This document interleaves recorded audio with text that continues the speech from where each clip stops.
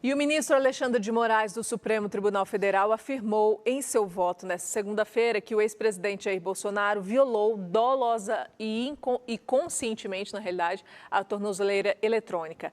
Fazer algo de forma dolosa, conforme a linguagem jurídica, significa, então, cometer um ato com a intenção deliberada de produzir esse resultado ilegal. Então, ele fez de propósito para tentar abrir aquela tornozeleira. Na audiência de custódia realizada nesse domingo, Bolsonaro alegou que a tentativa de violar a tornozeleira eletrônica foi resultado de um surto causado por medicamentos psiquiátricos e negou qualquer tentativa de fuga. A manifestação do ministro faz parte do julgamento desta segunda-feira.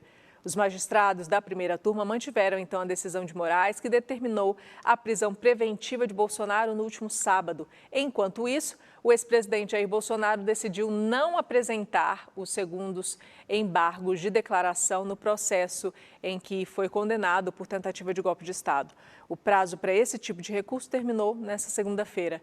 E o senador Flávio Bolsonaro chamou de vontade de fazer maldade a divulgação do vídeo da tornozeleira violada pelo pai.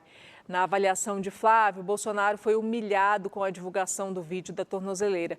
O senador alegou que o ex-presidente estava sob efeito de medicamentos e o tom de voz demonstrava essa afirmação.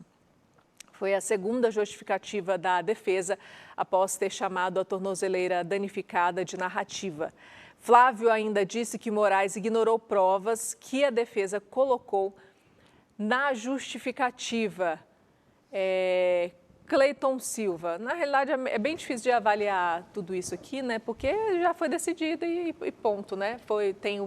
Tem a prova concreta de tudo, é complicado. Lembrando que essa prisão dele não é o cumprimento da pena a qual ele foi julgado, né? Isso é outra situação, né? Sim. Então, esse primeiro núcleo foi condenado, né? E aí tem os recursos, né? E aí nós temos aí, contra esse discurso de perseguição política, inclusive as defesas de outros, parece que são 7, mais 6 réus, né, do primeiro núcleo golpista, que já confessaram, né, que assumem e agora estão pedindo penas menores, né, dosimetria menor. E no caso do Bolsonaro, nesse caso aí, o Bolsonaro cumpria uma medida, uma reclusão de forma provisória na casa dele. E agora, chegando aos finais, né, quando todos os recursos estão se esgotando, quando vai já transitar em julgado para ele cumprir a sua pena definitiva, o que ocorre é convocada uma vigília. E Bolsonaro tenta romper a tornozeleira, ou seja, ele descumpre as cautelares, ele vem descumprindo cautelares, vem descumprindo, e agora foi a Polícia Federal que provocou o ministro Alexandre de Moraes. Olha, agora 00:07, o presidente está tentando romper, está danificando a tornozeleira, que no primeiro momento ele disse que bateu na escada. Quando os agentes que faziam sua guarda chegaram, perceberam que ele tentou romper ali a tornozeleira, e aí ele confessou, né? E depois arrumou esse álibi, né, de todo réu, que eu fiz esse crime porque eu estava com efeito psicóticos, ou remédio, ou bebida alcoólica. É sempre essa desculpa do réu, né? Isso já é feijão com arroz. Mas eu garanto a vocês que o Bolsonaro está muito bem, está com muito conforto na Polícia Federal, está tendo seus direitos de preso, né? Não está sendo violados, e a gente espera que ele venha cumprir essa sua pena definitiva. Agora ele goza dessa pena provisória, mas a gente quer toda a dignidade humana ao ex-presidente Bolsonaro, diferente do que ele quis por os encarcerados desse país, diferente do que ele quis na hora de comemorar a sua eleição ao presidente Lula, que você apodreça na cadeia. Nós não queremos o Bolsonaro podre, nós queremos o Bolsonaro com muito vigor, para que ele sirva de exemplo, né, para quem tentar golpe de Estado, quem tentar matar ministro, matar algum eleito nesse país, vai ter que cumprir a sua pena na prisão, para que seja exemplar. Vou lembrar aqui que, inclusive, puxando esse assunto da prisão, o Exército, né, informou que colocar ele na papuda seria um excesso, não teria necessidade, que existe no próprio Exército, até porque ele é de lá, né, capitão do Exército, um espaço destinado para isso. Mas, Márcia, posso te falar? Vamos aos fatos. Tirando essa parte fantasiosa aí do meu colega, que ele está bem. Como que um idoso, com várias cirurgias, tomando remédio controlado, aprisionado, está bem? Beleza, a conclusão é dele. Mas vamos aos fatos. Quem que acaba com uma tornozeleira eletrônica com ferro de solda? Não seria mais apropriado, sei lá, um alicate? Não estou ensinando ninguém a fazer nada, não. Mas, olha só. Ontem o policial militar que estava aqui disse que é facilmente rompida cortando com uma tesoura a Sim, tornozeleira. considerando qual a finalidade da tornozeleira. É porque não temos condições de ter guardas acompanhando a pessoa. Aí coloca a tornozeleira para evitar a fuga.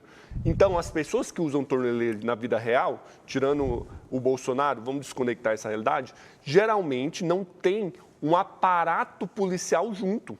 No caso do Bolsonaro, como que seria essa fuga? Como se daria? Porque a gente estuda fatos.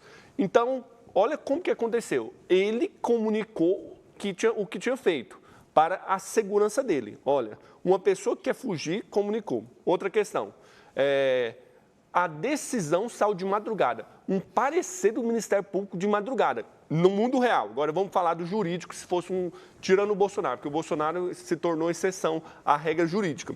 Mas, por exemplo, se fosse um preso, uma pessoa comum, ela teria, se houvesse qualquer problema na tornozeleira, um prazo para comunicar o problema. Ela poderia até ser chamada, o policial ouviu o argumento. Às vezes a tornozeleira descarrega, é natural. Você que às vezes foi preso sabe que descarrega. Se você não for no tempo certo lá recarregá-la, às vezes pode dar problema. Então tem toda uma situação que tem um contraditório e uma ampla defesa. Para o Bolsonaro, excepcionalmente, tem algumas dificuldades jurídicas. Outro contexto, como se daria essa suposta fuga? Sei lá, de helicóptero? Depois que ele rompeu a tornozeleira, ele faria o quê? Quais são as provas de que supostamente ele se juntaria a pessoas que estariam a quilômetros de distância? Como que esses policiais que estavam lá não observariam essa questão dessa fuga? Que é diversos policiais. Câmera de segurança. Eu acho que um dos lugares mais vigiados, até que na cadeia, é a casa do Bolsonaro hoje. Como que ele fugiria?